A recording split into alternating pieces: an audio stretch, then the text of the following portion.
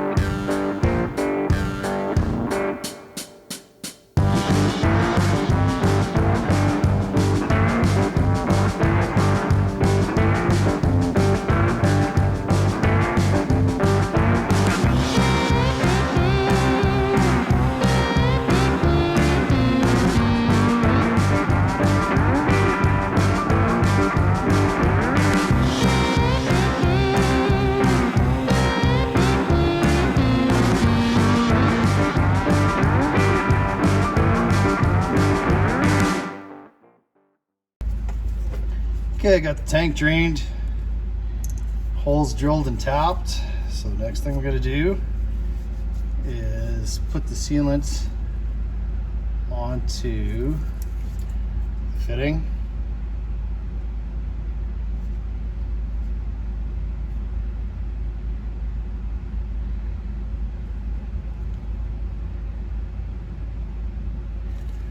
And thread it into the tank. This stuff never really dries either, so it should be wet.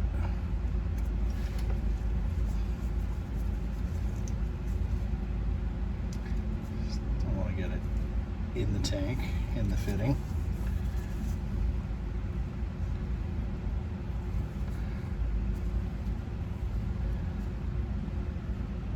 And kind of like that.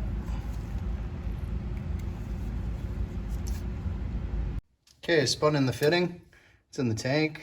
It's got the sealant on it. Next thing is going to be removing the fuel line guard that needs to be trimmed up according to the instructions. And then I'm going to start mounting the pump and running the fuel lines to the fitting in the tank that I just put in.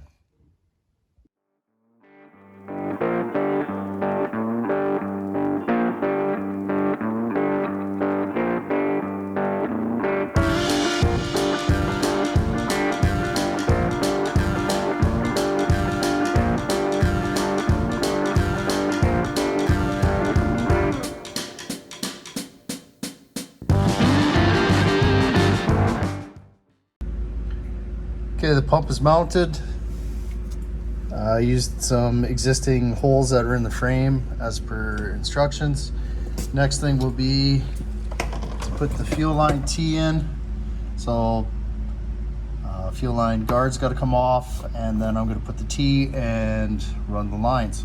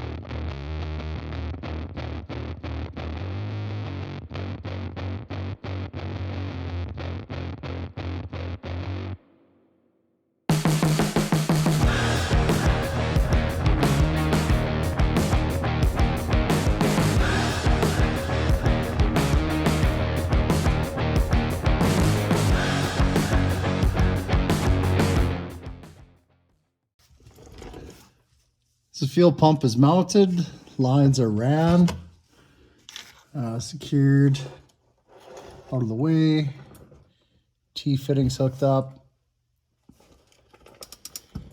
and then the suction line going back to the tank is also secured and tightened. So all I got left to do now is the electrical side. I'm going to work on that while the sealant sets up on the fitting on the tank.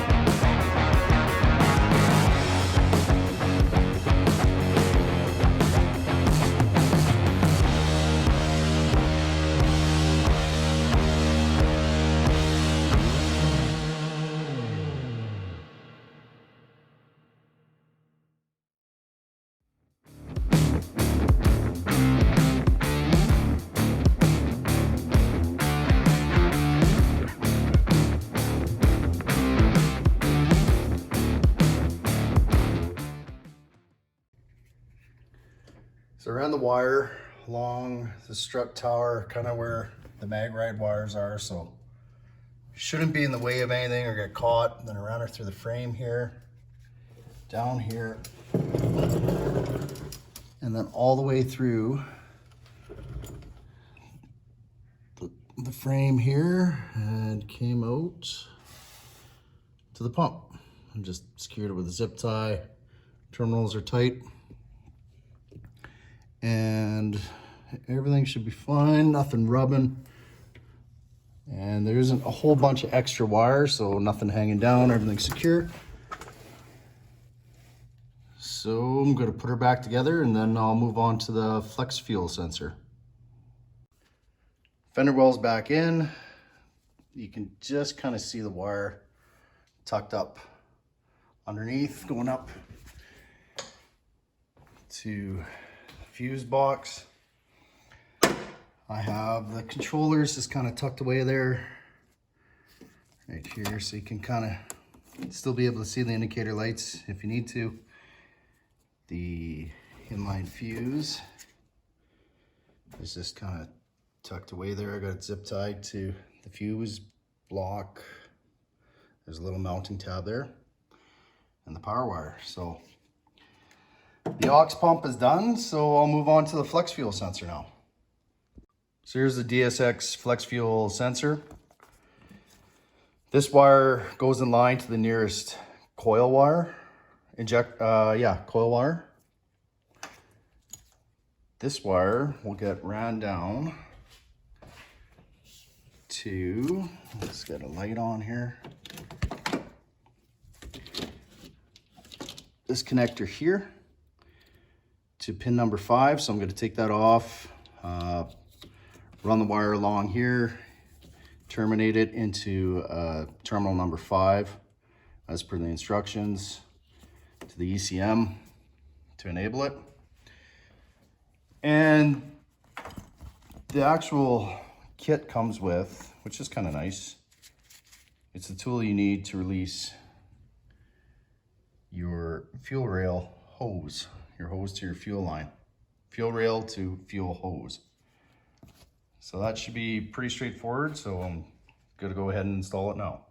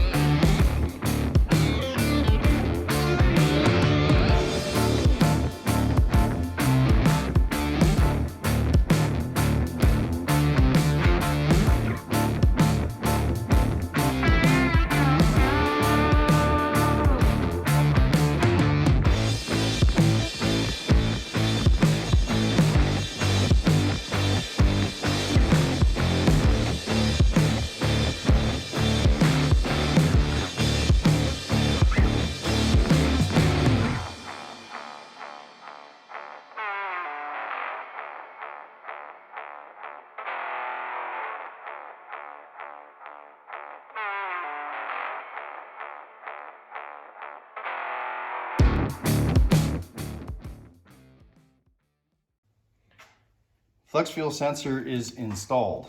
So worst part was trying to get the plug out of pin number 5 on the connector. Just wouldn't come out. It was just trying to find the right little screwdriver to fit. And sensors in, wires tucked away, ran down, secured with zip ties. So now all I got to do is turn it on in HP tuners and head to the dyno. So flex fuel kit is installed and the aux pump, so I'm just gonna enable my flex fuel sensor and make sure it's working. So enable sensor, leave it at default, maximum 80, minimum 0. That's the only thing I'm going to change on this bass tune. And I'm going to save it. I'm going to flash it, and then I'll load it in the ECM and then open up the scanner, start it up, and see if it's working. Okay, I get the scanner open, I'll start her up and see if that flex fuel sensor's working.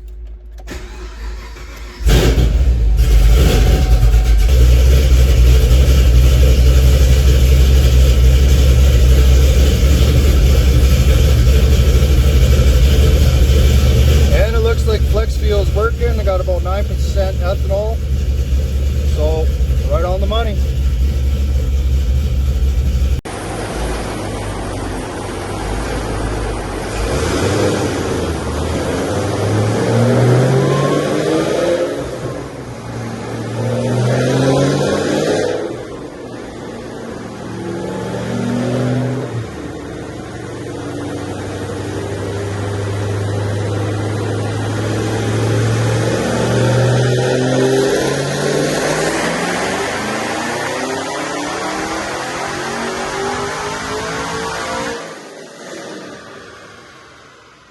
Back from the dyno, car's all cleaned up and shined up. It's looking pretty good. Spent some time polishing it. So the end results of the E85 was we did 2 tunes. The first tune being a flex tune. The first one was 93 octane, and the car made 672 rear wheel horse on 93 octane. And then they started increasing the E content after that to see what she'd make. We got up to 66% ethanol. E85, we used BP X85 mixed with my 93 that I had in the tank. And we made, I think the best run was 789 rear wheel horse and 770 foot-pounds of torque. So very pleased with that. Ran really strong in the dyno, and that's at all the timing, all the boost and everything is at 60, gonna be all in at 60%. So I can run up to 60% E, and the injectors were, I think the highest duty cycle was 74% duty cycle. So lots of room for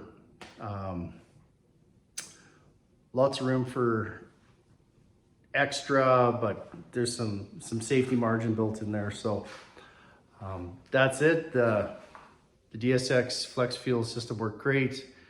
The auxiliary pump worked good. So she's all tuned up.